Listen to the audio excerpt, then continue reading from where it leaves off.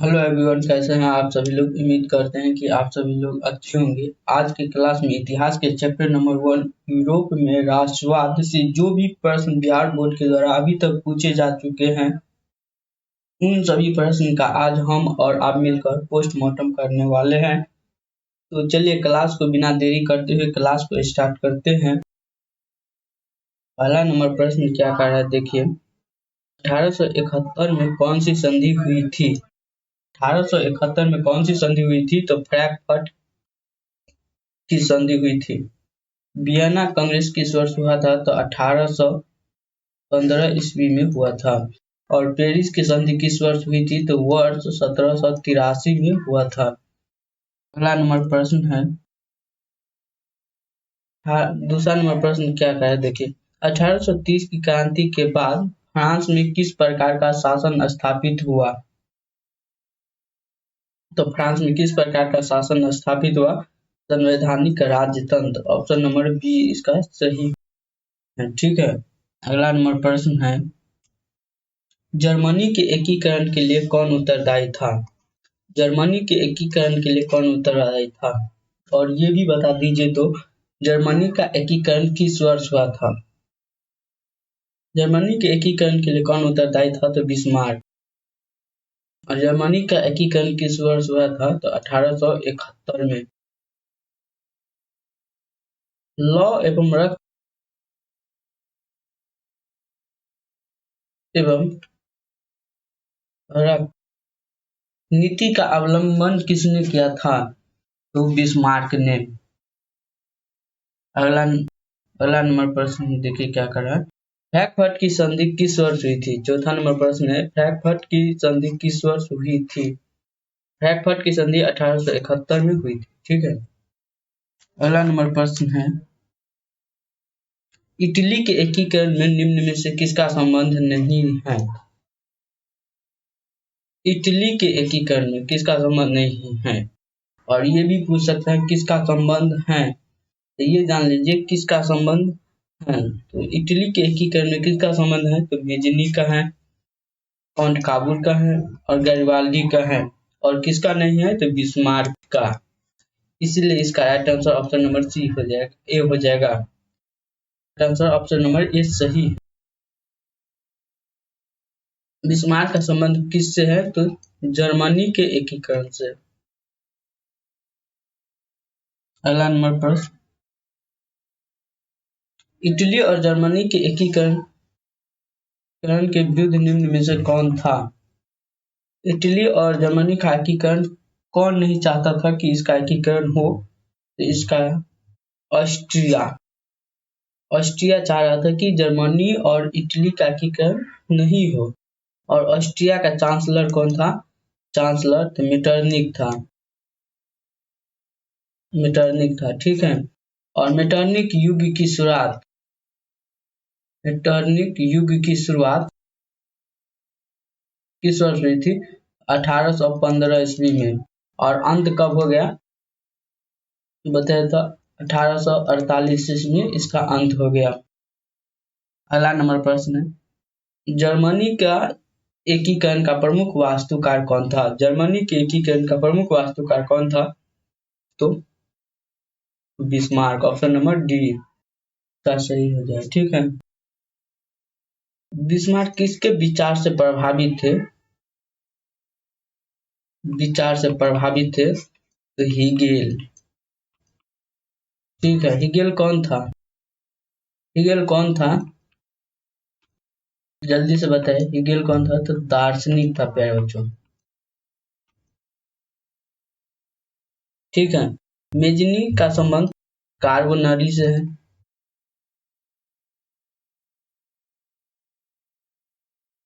Garibaldi पेशे से क्या है? नाविक है। ठीक है। और लेनिन ने नई आर्थिक नीति की शुरुआत की थी। नई आर्थिक नीति की शुरुआत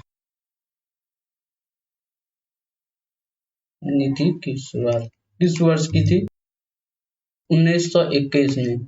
और यहीं से बता दीजिए कि लेनिन की मृत्यु कब हो गई थी? लेनिन की मृत्यु 1924 में लेनिन की मृत्यु हो गई थी। अगला नंबर प्रश्न है, फ्रैंकफर्ट की संधि पर हस्ताक्षर कब हुई? फ्रैंकफर्ट की संधि पर हस्ताक्षर कब हुई? 1871 ईस्वी में। अगला नंबर प्रश्न है, कौन काबुल को विक्टर इमैनुअल ने किस पद पर नियुक्त किया? कौन काबुल को? तो प्रधानमंत्री के पद पर नियुक्त किया। अगला नंबर प्रश्न है, रक्त एवं लौह की नीति का अवलंबन किसने किया था? देखिए बहुत बार प्रश्न पूछते हैं, इस प्रश्न को मोस्ट वीवीआई लगा लीजिए। 2024 में 100% पूछने की संभावना है, ठीक है। रक्त एवं लौह की नीति का अवलंबन किसने किया था? तो बिस्मार्क ने। अगला नंबर प्रश्न है, यूरोप का मरीज किसे कहा जाता है? यूरोप का मरीज किसे कहा जाता है? तो तुर्की को। अगला नंबर प्रश्न है, यंग यूरोप का संस्थापक कौन था? यंग यूरोप का संस्थापक कौन? और यंग इटली का संस्थापक कौन है? यंग यूरोप का संस्थापक मेजनी है और यंग यूरोप का भी संस्थापक मेजनी है, ठीक है। और यंग यूरोप की स्थापना किस वर्ष हुई? 1831 ईस्वी में। और यंग इटली की स्थापना वर्ष 1834 ईस्वी में। अगला नंबर प्रश्न है, टीपू सुल्तान शासक थे मैसूर के। अगला नंबर प्रश्न है, किस युद्ध के बाद जर्मनी का एकीकरण हुआ? किस युद्ध के बाद जर्मनी का एकीकरण हुआ? जर्मनी का एकीकरण वर्ष 1800 कितने ईस्वी में? 71 ईस्वी में हुआ था, ठीक है। और जर्मनी का नहीं, इटली का भी एकीकरण हुआ। याद रखिएगा, इटली का भी एकीकरण हुआ था किस युद्ध के बाद? तो सेडान युद्ध के बाद, ठीक है। सेडान का युद्ध किस वर्ष हुआ था? तो 1870 में, ठीक है। अगला नंबर प्रश्न, गैरिबाल्दी पेशे से क्या था? गैरिबाल्दी पेशे से क्या था? नाविक था, ठीक है। अगला नंबर प्रश्न है, जर्मन रैन राज्य का निर्माण किसने किया था? जर्मन रैन राज्य का निर्माण किसने किया था? तो नेपोलियन बोनापार्ट का राइट आंसर हो जाएगा, ठीक है। अगला नंबर प्रश्न, सन 1870 में फ्रांस और वर्षा के बीच युद्ध कहाँ हुआ था? ठीक है, 17 नंबर प्रश्न, कहाँ हुआ था? तो सेडान में, ठीक है। अगला नंबर प्रश्न है, इटली के एकीकरण में निम्न में किसने योगदान किया था? इटली के एकीकरण किस वर्ष हुआ था? 1871 में। किस युद्ध के बाद? तो सेडान युद्ध के बाद। इटली के एकीकरण में निम्न किसने योगदान किया था? मेजनी ने, गैरिबाल्दी ने, काउंट काबुल ने, इनमें से सभी। इसका right answer option number D हो जाएगा, ठीक है। मेजनी का संबंध किससे है? तो कार्बोनरी से। गैरिबाल्दी पेशे से क्या है? नाविक है। और लाल कुर्ती का निर्माण किसने किया था? तो गैरिबाल्दी ने किया था, ठीक है। काउंट काबुल को विक्टर इमैनुअल ने किस पद पर नियुक्त किया? तो प्रधानमंत्री के पद पर। अगला नंबर प्रश्न, वियना सम्मेलन हुआ था।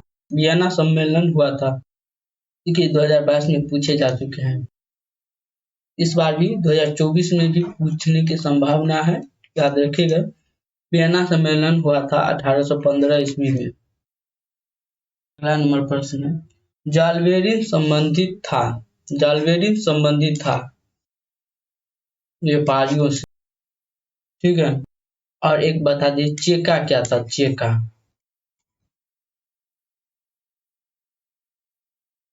चेका क्या था? चेका पुलिस आता था, ठीक है। अगला नंबर पर, जेनेवा संधि कब हुई? जेनेवा संधि कब हुई? जेनेवा संधि 1954 ईस्वी में हुआ था, ठीक है। आज के क्लास में हमने 21 ऑब्जेक्टिव प्रश्न को सॉल्व किया, उनमें से बताया तो आपका कितना सही हो रहा था, ठीक है। जल्दी से फटाफट कमेंट करके बता दीजिए कि आपका कितना सही हुआ है 21 प्रश्न में से। आपको आगे किस टॉपिक पर वीडियो चाहिए कमेंट में जरूर बताइएगा। आज के क्लास को हम यहीं पे समाप्त करते हैं। मिलते हैं नेक्स्ट क्लास में नए टॉपिक के साथ। Best of luck. Love you so all. जय हिंद।